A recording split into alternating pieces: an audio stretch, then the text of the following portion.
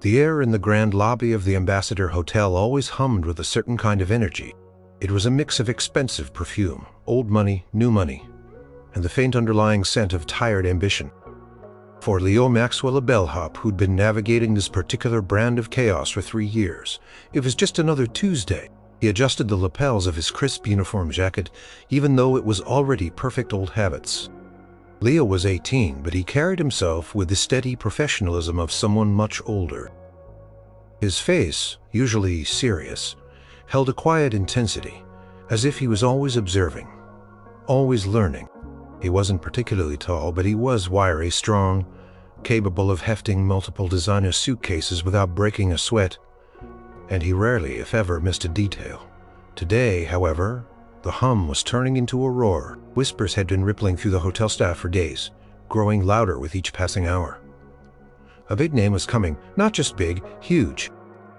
Kind of celebrity that made the usually unflappable hotel manager, Mr. Henderson, pace like a caged tiger, Maxwell. Mr. Henderson's voice, sharp and precise, cut through the din. Leo snapped to attention, already anticipating the order. "Yes, Mr. Henderson. Get ready, his party's due any minute. This is it, no mistakes, not a single one." Henderson's gaze was like a laser sweeping over Leo, checking for any imperfection. He trusted Leo, knew he was one of the best, but for this guest, even perfection seemed barely good enough. Leo simply nodded. He didn't need the lecture, he knew the stakes. This wasn't just about a good tip. It was about the hotel's reputation, and by extension his own. A flawless performance could mean a bit of extra recognition, maybe even a better shift. Next month, every little bit helped. His family depended on him. His mom worked 2 jobs, nursing and cleaning, trying to keep their small apartment afloat. His younger sister, Maya, was a bright spark, a whirlwind of energy, with dreams of college, dreams that felt impossibly expensive. Leo poured every spare dime of his meager bellhop salary and even measlier tips into the family fund, hoping to chip away at the mountain of bills, hoping to help Maya get a shot at something better. He glanced toward the large arched entrance, where the valet team was already in a frenzy, clearing the driveway. The hotel's grand revolving doors spun continuously, letting in a stream of guests, but none with the kind of entourage expected today. Leo's heart beat a little faster, a mix of nerves and a strange, thrilling anticipation. He'd helped famous movie stars, senators, even royalty, but this was different. This was larger than life. He thought about the car he saw sometimes parked outside the dealership down the street, a sleek, powerful muscle car gleaming under the California sun. It was the kind of car a rock star would drive, not a bellhop. It was a fantasy, a distant dream. But every now and then when he was alone, he'd allow himself to imagine sitting behind its wheel, the engine rumbling, the world opening up. Then he'd shake his head, the fantasy dissolving like smoke, and return to the reality of his heavy luggage cart and his sensible shoes. He looked at his reflection in the polished brass of the luggage cart.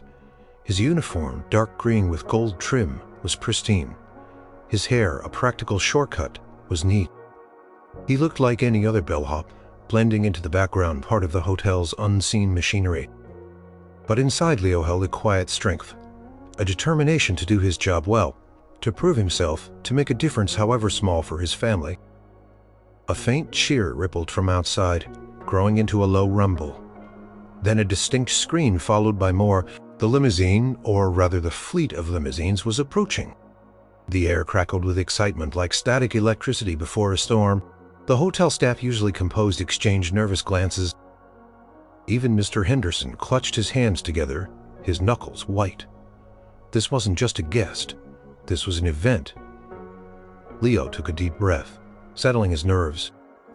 He grabbed his cart, positioning himself near the entrance. Ready! He had no idea what to expect. But he knew one thing. He would do his job, and he would do it perfectly. For his family, for Maya, for the car he dreamed of, even if it was a silly, impossible dream. He would carry the bags of the king himself if that's what it took. And then he would go home, tired but satisfied, and do it all again tomorrow. The first limousine, long and gleaming black, pulled to a silent stop directly in front of the hotel entrance. The world seemed to hold its breath. A valet, face pale with awe, rushed to open a door.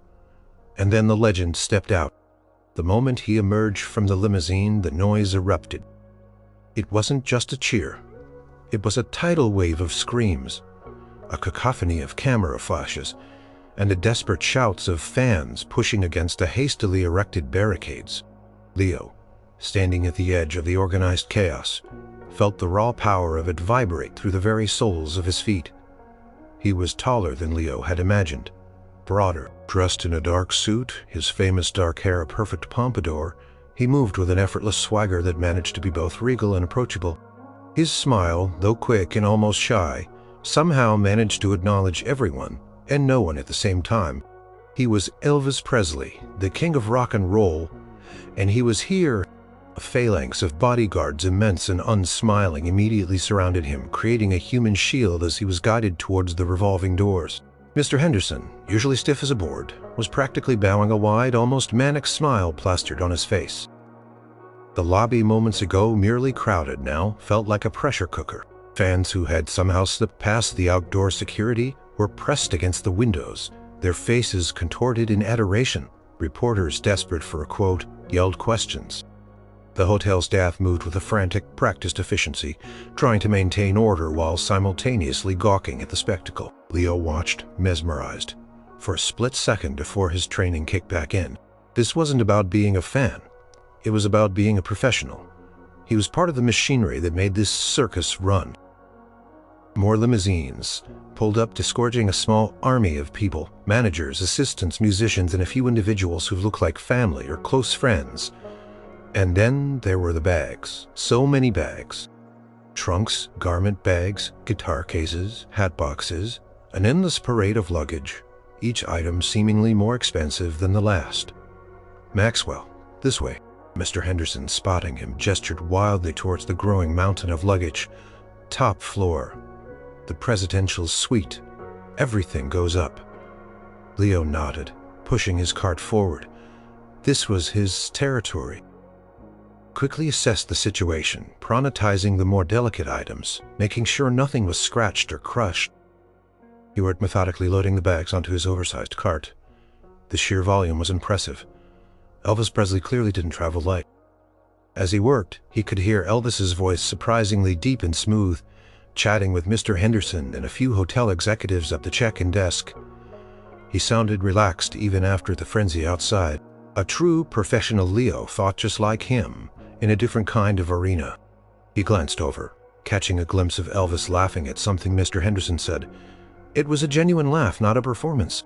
For a moment, he looked less like an icon and more like a regular man, albeit one surrounded by an entourage and the blinding flash of cameras. Once his cart was stacked high, secured with straps, Leo nodded to a fellow bellhop, signaling he was ready to head up. He pushed the heavy cart towards the exclusive elevator reserved for VIPs, the kind of elevator he usually only used when a guest tipped extraordinarily well. He stepped inside the doors, sliding shut with a hushed sigh cutting him off from the chaos of the lobby. It was just him, the mountain of Elvis Presley's belongings, and the slow, smooth ascent to the top floor. The silence was almost deafening after the pandemonium below. As the elevator rose, Leo felt a strange sense of calm. He was alone with the king's possessions, a silent witness to the unseen side of fame. He wondered about the person behind the legend. What was he really like? Was he demanding, grumpy? Or was he, like the brief glimpse Leo had caught, amiable, almost shy? He thought about the stories he'd heard about Elvis, his legendary generosity, his intense loyalty to his friends, his sometimes solitary nature despite the constant crowds. It was all just gossip, of course, the kind that swirled around any star of his magnitude, but it made him curious. The elevator chimed softly as it reached the top floor. The doors opened directly into a plush private foyer. A couple of Elvis's security detail were already there, scanning the area, their eyes missing nothing. Bellhop, one of them grunted, eyeing Leo and his overloaded cart. Presidential suite, straight ahead. Leo nodded, pushing the cart down the opulent hallway. The presidential suite was a world of luxurious, quiet, grand, and impossibly luxurious. He reached the double doors, which stood slightly ajar. He could hear voices inside, a low murmur of conversation, pushed open the doors and stepped into the inner sanctum of the king. Presidential suite was vast, easily larger than Leo's entire apartment building. Sunlight streamed through tall windows, illuminating plush carpets, antique furniture, and an array of fresh flowers. It felt less like a hotel room and more like a grand, private residence. Inside, the atmosphere was relaxed but bustling. Several people were moving around, talking on phones, unpacking smaller bags, or simply lounging on the oversized sofas. And there, near the windows, stood Elvis. He was talking quietly to a man with a stern face, presumably his manager or a close advisor. He still wore the dark suit, but his jacket was unbuttoned, and he looked more at ease, less guarded than he had in the lobby. As Leo wheeled a heavy cart in Elvis's eyes, a surprising shade of blue flickered over to him, acknowledging his presence with a brief, polite nod. Leo, focused on his task, began to unload the bags. He was careful, efficient, and silent. He knew where everything went, thanks to years of experience and a mental blueprint of the suite's layout. Shirts went into the massive walk-in closet shoes by the shoe rack. The guitar cases stood neatly against a wall as he worked. He noticed something unusual. One of the suitcases, a large worn leather trunk, seemed a little off balance. He'd handled it carefully, but now, as he tried to maneuver it into the closet, he felt a distinct shift inside. A smazed, a flicker of concern crossing his face. He could just ignore it, place the trunk down and move on. It wasn't his problem. Something in him, that innate sense of responsibility, wouldn't let him. What if something important was inside? What if it broke open and spilled? That would definitely be a mistake. Turned, glancing over at Elvis, who was now laughing again, a rich, booming sound that filled the large room. He seemed engrossed in conversation, far too busy to notice a bellhop wrestling with a trunk. Leo made a quick decision. He knelt beside the trunk, pulling a small multi-tool from his pocket. It was a habit from his days, helping his dad fix things around the house. A little kit of wrenches and screwdrivers he always carried. He carefully tightened the screws on the latch, testing it gently. It clicked into place, solid and secure. He even buffed a small scuff mark he noticed near the handle with the edge of his sleeve.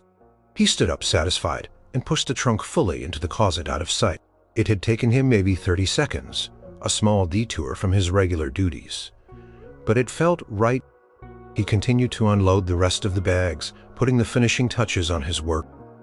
He stacked empty hangers, smoothed out a rumpled blanket on a chair, just small gestures to leave the suite in perfect order. When he was done, he stepped back, pushing his empty cart to a discreet corner, cleared his throat lightly, catching the attention of one of the security men. "All set, sir," Leo said, his voice quiet but clear. The security man nodded, reaching into his pocket for a tip. "Thanks, kid. Good job." He handed Leo a crisp $20 bill. A decent tip, better than average, but not extraordinary. Leo thanked him, tucking it into his pocket. As he turned to leave, Elvis's voice stopped him. "Hold on there, son." Leo froze, his hand still on the cart handle. He turned slowly. Facing the king, Elvis was looking at him, his blue eyes surprisingly direct and curious. "You, the one who just brought up my bags?" Elvis asked, his slight southern drawl making the simple question sound almost melodic. "Yes, Sir Arthur," Leo replied, a little surprised. His heart giving a small thump, he straightened his posture instinctively. Elvis walked over a couple of his entourage, watching him, clearly used to his spontaneous actions. He stopped a few feet from Leo, a slight smile playing on his lips. "I saw you fixing that old trunk of mine, the one with the broken latch." Leo's eyes widened slightly. He hadn't thought anyone had noticed. "Yes, sir. It looked a little loose. Didn't want anything spilling out." Elvis chuckled, a warm, genuine sound. Leo shrugged, a little embarrassed by the praise. "Just doing my job, sir." "Nah," Elvis said, shaking his head. "That was something extra. That was care. That was good people." He reached into his own pocket, pulling out a thick wad of bills. He peeled off $100 bill and pressed it into Leo's hand. "For that extra effort, son, and for being good people." Leo stared at the $100 bill, then back at Elvis. His breath hitched $100. It was a fortune. "Thank you, sir. Thank you very much," he stammered, feeling a blush creep up his neck. Elvis gave him a knowing smile. "What's your name, son?" "Leo." "Leo Maxwell, sir." "Well, Leo Maxwell," Elvis said, his voice softening, "it's a pleasure to meet a man who takes pride in his work. You ever need anything while I'm here, you let me know." He gave a small wave, then turned back to his conversation, dismissing Leo with a gracious nod. Leo stood there for a moment, the crisp $100 bill hot in his palm. He looked at Elvis's back, then at the bill, then back at the king. This wasn't just a tip. It was an acknowledgement, a recognition of his quiet effort. It felt important. He left the suite, his head spinning, the $100 bill clutched tight in his hand, a tangible symbol of an unexpected, heartwarming encounter. The $100 bill felt like a secret treasure in Leo's pocket. He didn't spend it. Not yet. Carefully folded it and tucked it into a small zippered compartment of his wallet, usually reserved for his ID. It wasn't just the money. It was the story behind it.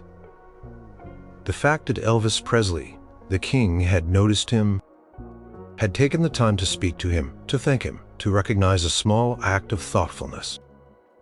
For the rest of the day, Leo went about his duties with a renewed spring in his step. The usual demands of the hotel, the occasional rude guest, the endless procession of bags, none of it seemed to bother him. He felt a quiet satisfaction, a glow that radiated from within. His fellow bellhops noticed something different about him. "What's got you grinning, Maxwell?" One of them, a grizzled veteran named Sal, asked during a lull in the afternoon.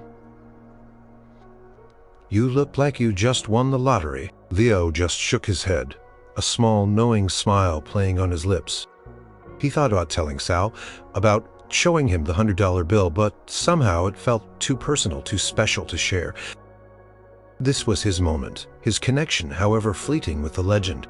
Over the next few days, Elvis's presence dominated the hotel. The ambassador was a hive of activity.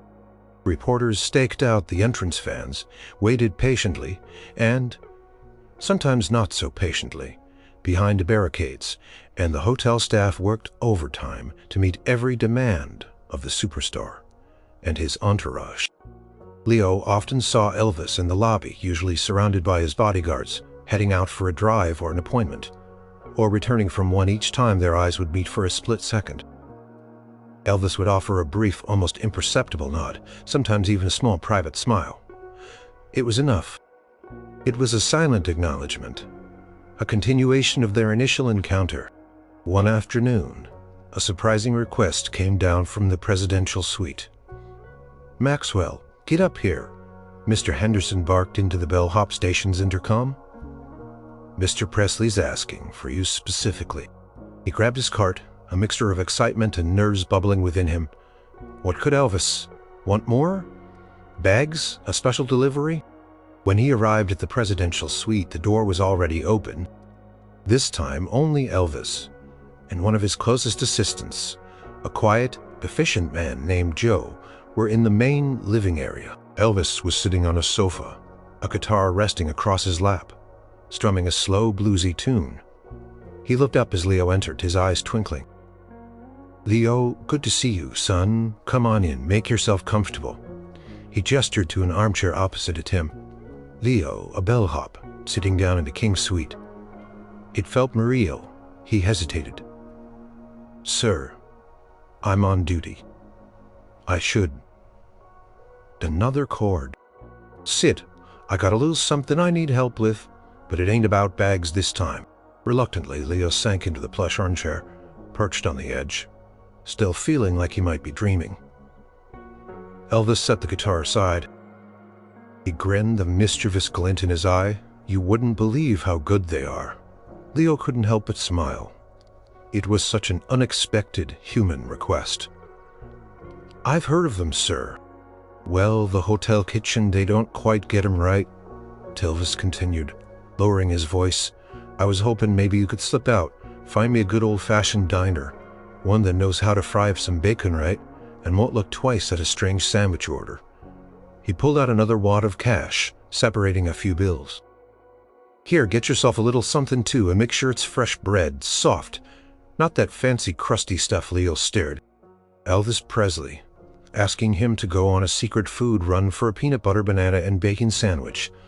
It was absurd, hilarious, and utterly charming. Yes, sir, I know just the place, Leo said, his voice firm, a new kind of energy surging through him. There was a small diner a few blocks away, an old-school joint that served up greasy, delicious comfort food. It was perfect. That's my boy, Elvis said, clapping his hands together. You're a lifesaver. Leo Joe here will make sure you get past any nosy reporters. Just be discreet. Leo nodded, taking the money. This was more than a job. It was an adventure. He felt a connection forming, a strange, unspoken bond between the world-famous superstar and the unassuming bellhop. It was clear that Elvis saw something in him, something beyond the uniform, something real. And that feeling, that recognition, was worth more than any tip. The diner run was a success. Leo, accompanied by Joe, had slipped out the back of the hotel, navigating the labyrinthine service corridor. The little diner was exactly as he'd remembered. Greasy griddle smells, a worn checkered floor, and a waitress who didn't bat an eye when he ordered 5 peanut butter, banana, and bacon sandwiches, fried up good. He returned to the hotel, the paper bag warm and fragrant in his hands, feeling like he'd accomplished a top-secret mission. Elvis had been delighted, immediately taking a bite of a sandwich, a look of pure bliss on his face. He'd even offered Leo one, which Leo, still amazed, politely declined. The gratitude in Elvis's eyes, however, was reward enough. Over the next few days, Leo found himself being specifically requested by Elvis, more and more often. It wasn't always for mundane tasks. Sometimes Elvis would ask him to bring up a specific record or a book from his vast collection of spiritual texts he brought with him. Other times he'd just ask Leo to sit for a few minutes while he talked, not about his career or fame, but about simple things.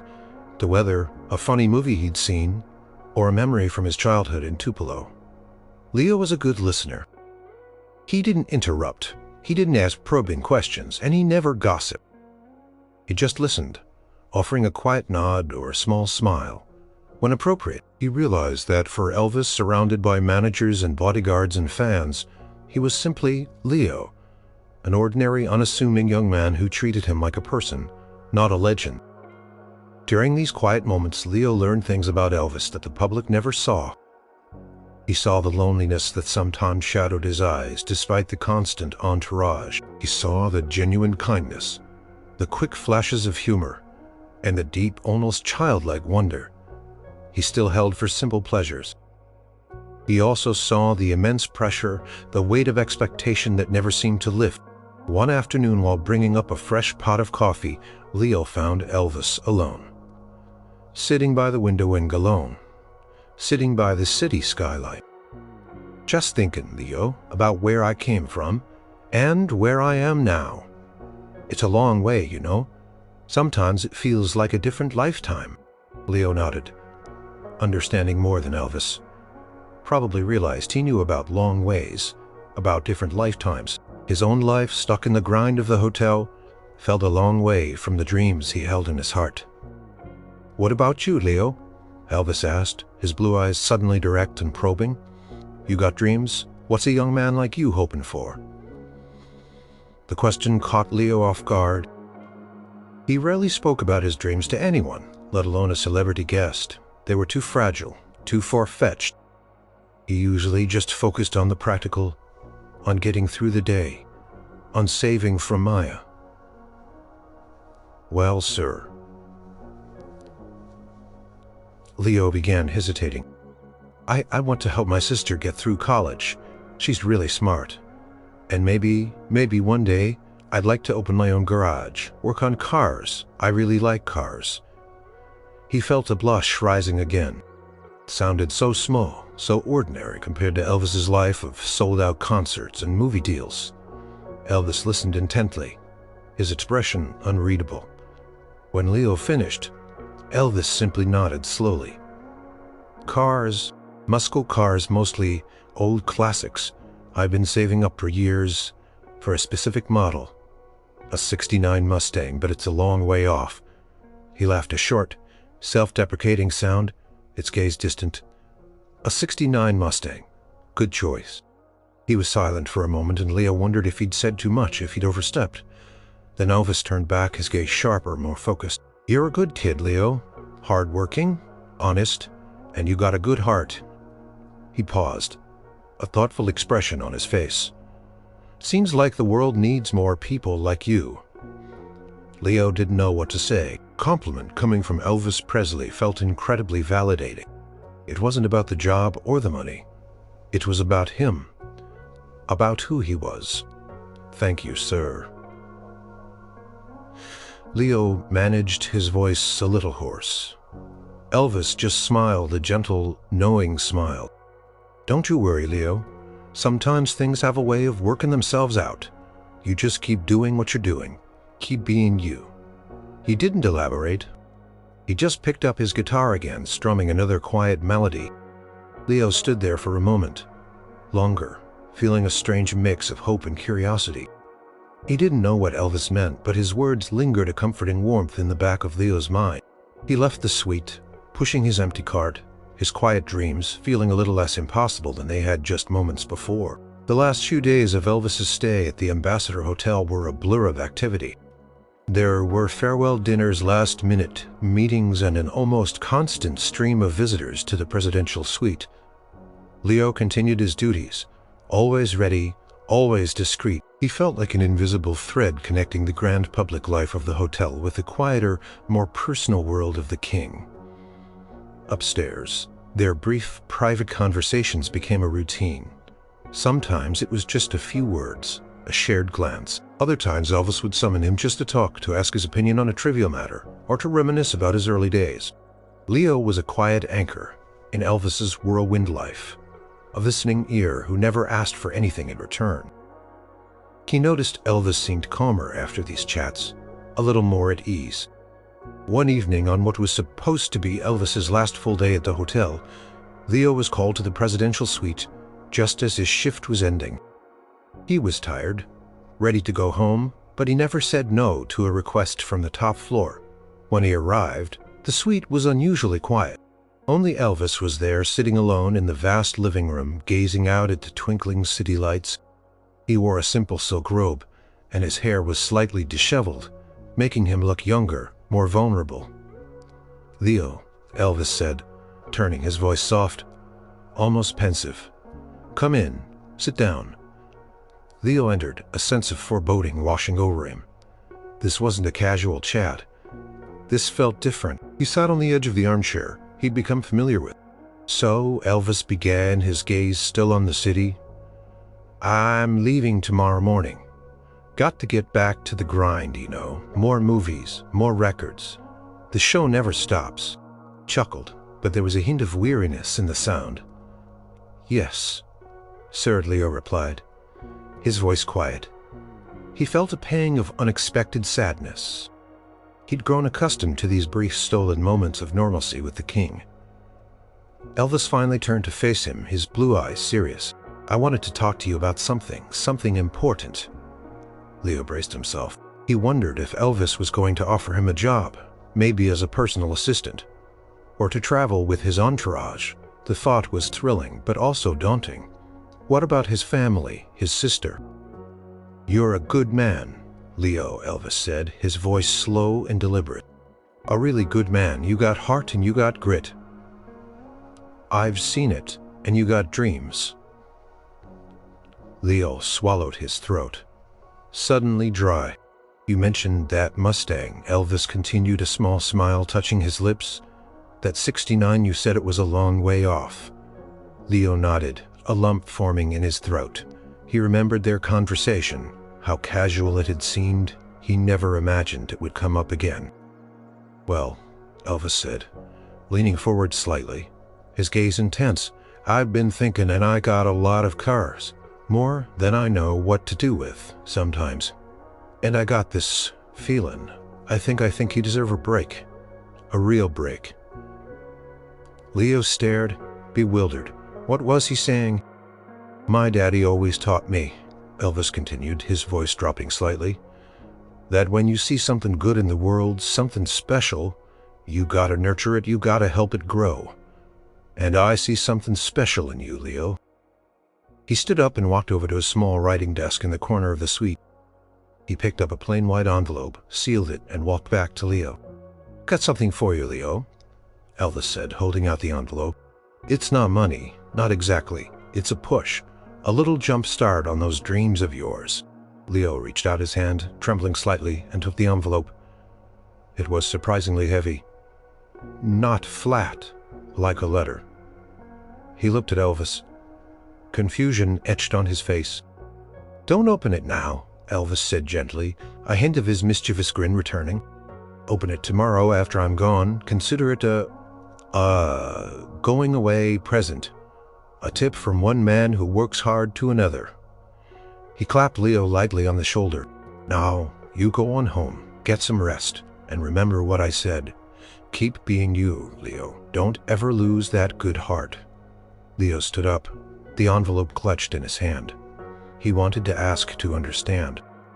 The look in Elvis's eyes, a mixture of genuine warmth and an unspoken command, stopped him. He simply nodded, unable to form words. Thank you, Mr. Presley, Leo finally managed, his voice barely a whisper.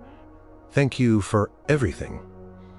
Elvis smiled, a deep, satisfied smile. My pleasure, Leo, my absolute pleasure. Now you get on. Take care. Leo, still in a daze, left the presidential suite. He walked through the opulent corridors, took the private elevator down, and punched out of the bellhop station all on autopilot. He didn't even notice the curious glances from his colleagues. His mind was fixated on the envelope in his hand. Its mysterious contents and the strange, incredible generosity of Elvis Presley. He couldn't wait to get home to open it and to finally understand what kind of tip the king had given him. Leo barely slept that night. The mysterious envelope lay on his bedside table, a silent, tantalizing presence. He kept reaching for it, then pulling his hand back. Elvis had said to open it after he was gone. He wanted to respect that, but the suspense was almost unbearable. What could it be? His imagination ran wild, conjuring up possibilities each more fantastical than the last. He woke before dawn, the first sliver of light just beginning to paint the sky outside his window. He quickly got dressed in his uniform, his movements automatic. He had an early shift. Elvis's departure. He would be there, a part of the grand. Aimed off. And then he would finally open the envelope. The lobby was already buzzing even at this grr. The press had gathered outside anticipating Elvis's departure. Security was even tighter than usual. Mr. Henderson was a whirlwind of directives, his voice a tense whisper. Leo watched as Elvis, looking refreshed and even more regal than usual, emerged from the private elevator. He was dressed in a sharp suit, surrounded by his usual entourage. Paused for a moment in the lobby, giving a final brief wave to the hotel staff. A king acknowledging his subjects, his eyes met Leo's across the crowded room. Elvis offered a small, almost imperceptible wink, a private gesture just for him. Then, with a final burst of flashbulbs and a roar from the waiting crowd outside, Elvis Presley stepped into his limousine and was gone. The grand black car, followed by a procession of others, disappeared down the drive. A strange quiet descended upon the lobby. The energy, so high for days, now deflated. The king had left the building. Leo felt a mix of relief and melancholy. The pressure was off, but the magic was gone. He looked at his watch. His shift was over.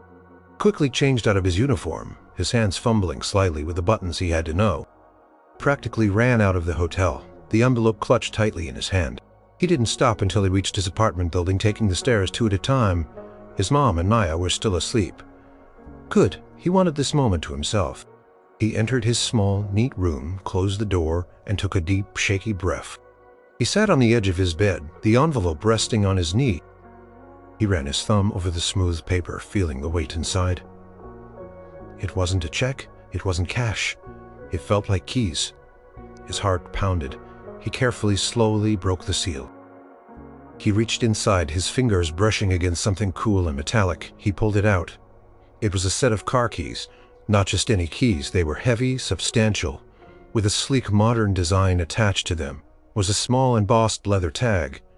He turned it over. The words on the tag were simple, but they hit him like a lightning bolt. Ambassador Auto, dealership of distinction. Leo stared at the keys, then at the tag. His mind raced a new car. It couldn't be. It was impossible. He read it again, and again the words swam before his eyes. A '69 Mustang, candy apple red, his dream car. The exact car he'd seen at the dealership, the one he'd fantasized about. He stumbled to his feet, feeling lightheaded. Clutched the keys in the document, his hands shaking violently. This was real. This wasn't a dream. This was Elvis Presley's grand gesture. This was the tip, a new car, his dream car. He looked at the keys, a can, a push that's bowl. Too real to be true. He felt a choked sob rise in his throat. Tears welled in his eyes, blurring his vision. He remembered the conversations, the questions about his dreams, the little acts of kindness. Elvis hadn't just listened. He had heard him. He had seen past the uniform, past the job, to the young man underneath. With his quiet ambitions and his hard-working spirit, Leo's legs felt like jelly. He slowly sank back onto his bed, staring at the keys in his hand. A car, a '69 Mustang, candy apple red, his car given to him by the king. His life, he knew, had just changed forever. Leo stared at the keys in the bill of sale, his mind reeling. The words 1969 Ford Mustang Mach 1, candy apple red, repeated in his head like a broken record. He pinched himself hard. Nope, not dreaming. The pain was real. The keys were real. The document, crisp and official, was real.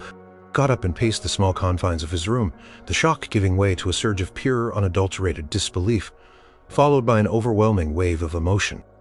Joy, gratitude, confusion, and the dizzying sense of the impossible becoming possible. A car? He whispered aloud. His voice cracked. He gave me a car. He walked to the window, pulling back the curtain. The sun was fully up now, casting long shadows down the street. Somewhere at a dealership, his car was waiting. His car. He had to see it. He had to make sure. His mind, usually so logical and grounded, was struggling to process this. This kind of thing didn't happen to people like him. This was something out of a movie. A really good movie. He quickly changed out of his uniform, pulling on a pair of jeans and a clean t-shirt. He slipped the keys and the document into his pocket, his hand constantly checking to make sure they were still there. He left a quick note for his mom, telling her he had an errand to run. He didn't want to wake her or Maya yet. This was too big, too personal to explain just yet. He needed to see it, to touch it, to feel it, before he could articulate the incredible turn his life had just taken. The walk to the Ambassador Auto dealership felt both impossibly long and incredibly short. Every step was filled with a nervous energy. What if it was a He arrived at the dealership, a grand modern building with rows of gleaming cars out front. He walked in, trying to look composed, but his eyes darted around, searching for a specific flash of candy apple red. A salesman, sharp-suited and smiling, approached him. "Can I help you, young man?" Leo took a deep breath. "Yes, sir. My name is Leo Maxwell. I believe there might be a car here for me." He held out the bill of sale, his hands still trembling slightly. The salesman took the document, his polite smile faltering as he read the name of the purchaser. His eyes widened slightly.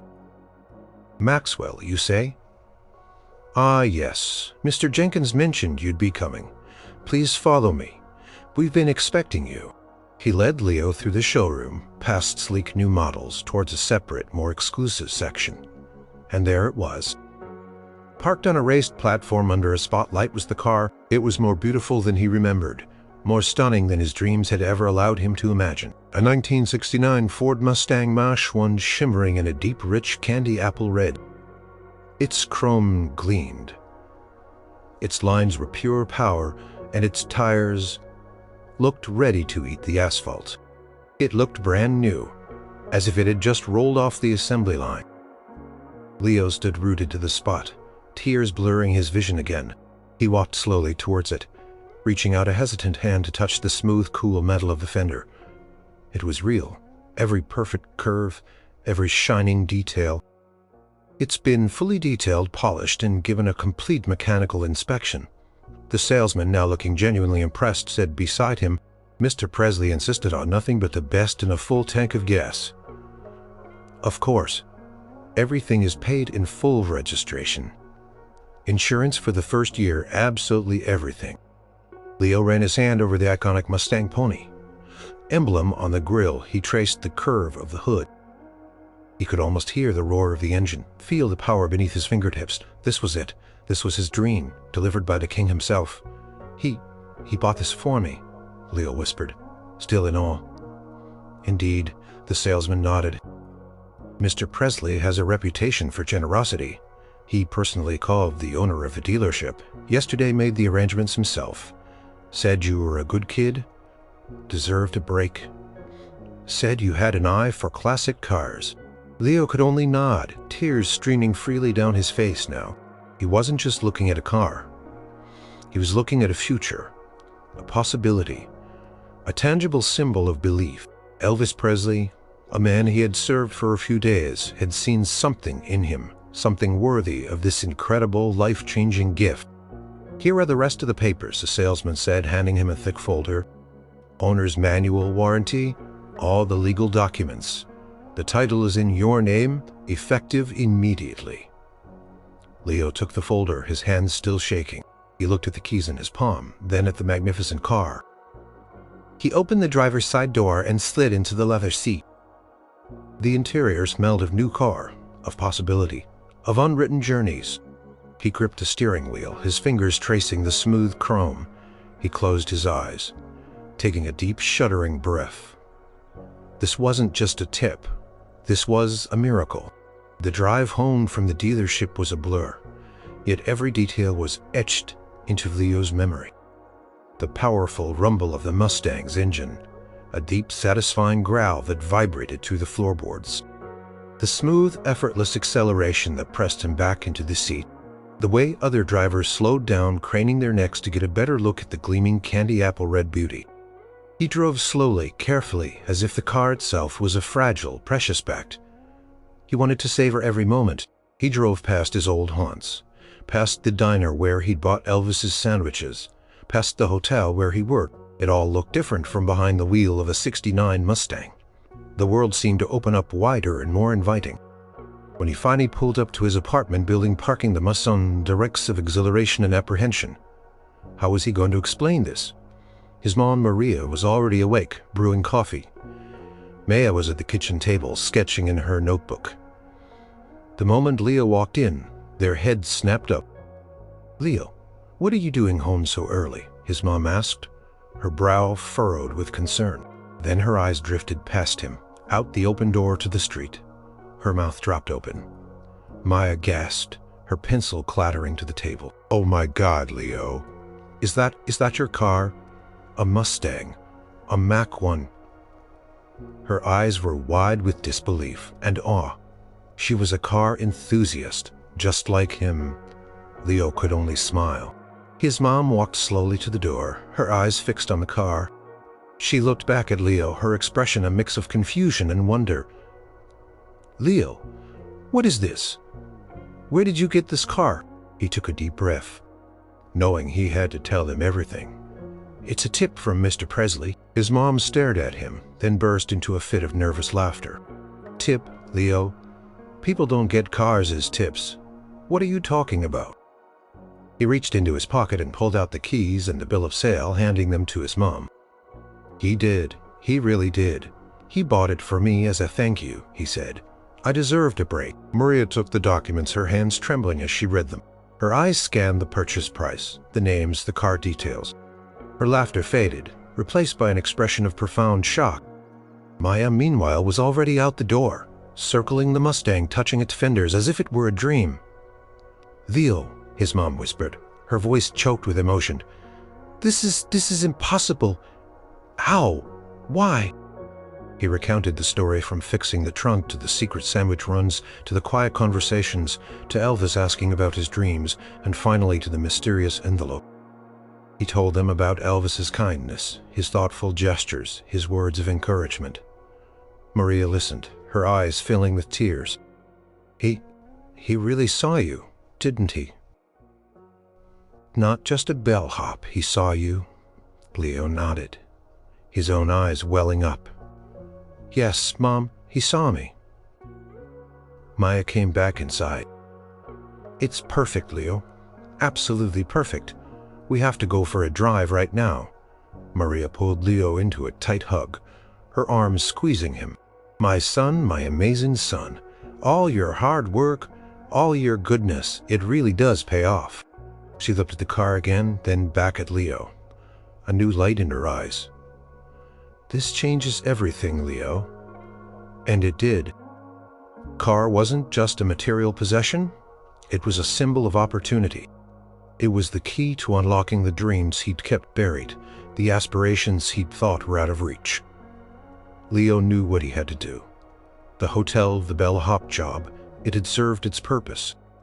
But now, with a paid-for car, a working vehicle, and the confidence boost from Elvis's belief in him, he could pursue his true passion. He could finally start saving for his garage, perhaps even take some night classes in auto mechanics. The next day he walked into Mr. Henderson's office and gave his 2 weeks' notice. Mr. Henderson was surprised, but when Leo explained, his face softened. He'd heard the whispers about Elvis's generosity, but this was a personal testament. He wished Leo well, a genuine warmth in his voice. Leo still went to work for those 2 weeks, but with a lightness he'd never felt before. He still worked hard, still gave his best, but now he knew it was a stepping stone, not an end. Each day he saw the Mustang parked outside, a gleaming red beacon, a reminder of the incredible kindness of a king and the limitless possibilities of a new road. 2 weeks later, Leo drove away from the Ambassador Hotel for the last time as an employee. He wasn't in his sensible shoes, pushing a luggage cart. He was behind the wheel of his candy apple red Mustang, the engine humming a powerful rhythmic song. The hotel, once the center of his world, now felt like a distant memory. A chapter closed. He drove for hours, not with a destination in mind, but just for the sheer joy of it. He felt the wind in his hair, the sun on his face. He felt free. He drove along the coast, the Pacific Ocean sparkling beside him, its vastness mirroring the new expanse of his own future. He thought about Elvis. He wondered if the king ever thought about the young bellhop he'd left behind with such an extraordinary gift. Leo hoped so. He hoped Elvis knew the profound impact his generosity had made. It wasn't just about the car, it was about the belief, the validation, the unexpected kindness that had unlocked a new path. The Mustang wasn't just a car, it was a symbol of hope. A reminder that sometimes the most extraordinary things happen when you least expect them, when you are simply doing your best, being true to yourself. It was a testament to the idea that quiet dedication and a good heart could be seen even by a king. Over the next few months, Leo worked harder than ever. He found a job at a local auto shop, starting from the bottom, sweeping floors and fetching tools, but learning everything he could. He enrolled in night classes for automotive repair, his mind buzzing with diagrams and engine schematics. The Mustang, his prized possession, sat in the garage at home, a source of endless inspiration. He kept it pristine, waxing it every week, tuning its engine, knowing that one day he'd be working on other people's dream cars just like his. His mom, invigorated by the change in Leo, started looking into part-time nursing positions that paid better with less physically demanding shifts. Maya, inspired by her brother's sudden good fortune, threw herself into her studies with renewed vigor, her college dreams feeling closer than ever. Car had brought more than just opportunity. It had brought a renewed sense of optimism and belief into their small family. One evening, a year after Elvis had left the Ambassador Hotel, Leo was working late at the auto shop. He was covered in grease, but his eyes were bright with passion. He heard a familiar song playing on the radio, a classic Elvis tune, "Can't Help Falling in Love." Paused, leaning against a workbench, listening to the king's timeless voice. "Fill the garage." Closed his eyes, remembering that moment. In the presidential suite, Elvis's blue eyes, his quiet kindness, the feeling of the heavy keys in his hand. He knew he would never forget it. He would never forget the man who saw beyond the uniform and gave a simple bellhop the most extraordinary tip of his life. Car, that beautiful '69 Mustang, was still a marvel, but it was also a responsibility, a challenge, and a constant source of gratitude. It wasn't the end of a journey. It was the beginning of one. Leo smiled, a deep, contented smile. He picked up his wrench, ready to get back to work. He had a lot more to learn, a lot more to build, and a whole new road stretching out before him, full of possibilities. All thanks to a king and a truly unforgettable tip. The journey had just begun.